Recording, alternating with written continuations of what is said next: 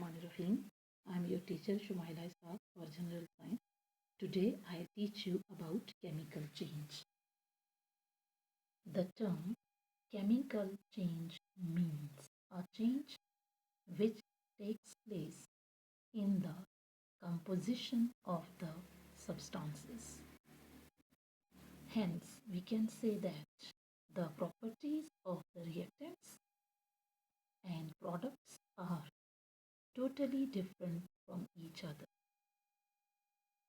We can take few examples. Cooking of food and fried eggs. We can see that before cooking, the properties were quite different, but after cooking, they changed into new substances.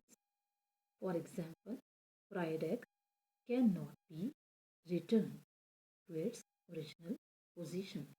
So, this is the complete sense of a chemical change, that chemical change results in the formation of new chemical substances with new properties and is usually not easily reversible and is permanent. Now, I can give you some examples from my daily life, that milk, when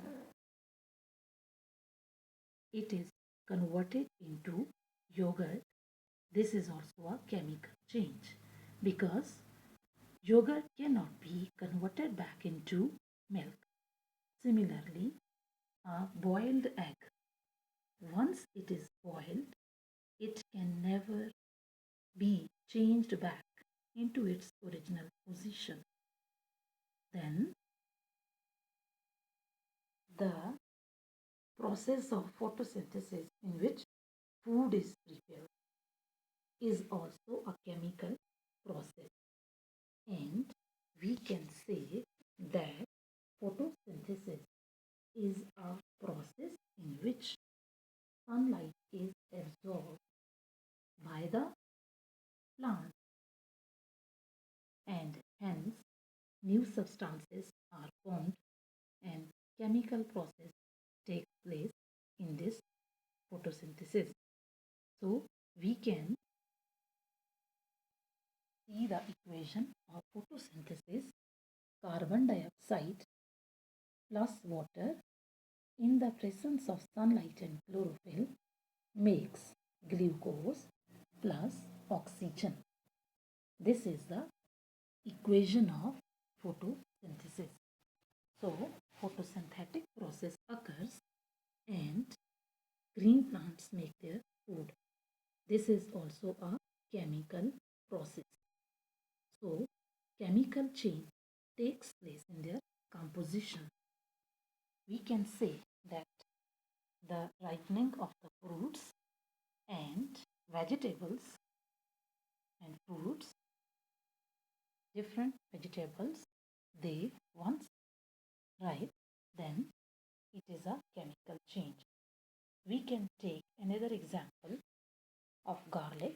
If we put a piece of garlic in the soil, the things that happens is that it germinates, and germination is also a chemical change. So we have learned a lot about chemical change, and chemical change, once more, we should keep in mind that when it is brought about, it cannot be reversed back. And if we now we can also take a physical phenomena, that is conversion of water into ice is an example of physical change, and this physical change can be reversed easily. So if we put water in a freezer and then we we put milk in a freezer and it converts into ice. So if we take this milk out of the freezer and put it in the sunlight, again it changes into milk. So this is the physical change. So physical change is a change in which the reactants change into the products and no chemical phenomena or process occurs between them. And in physical change, no new substances are formed permanently, and it is a temporary change. As I have given you an example of milk, in the similar way, we can take an example of water. If we put in a freezer and it becomes ice, and after removing it from the freezer, we keep it in the sunlight, then it again changes into water. So this is a physical change. So summarizing, we can say that chemical changes are the permanent changes and irreversible changes. That is, they cannot be reversed.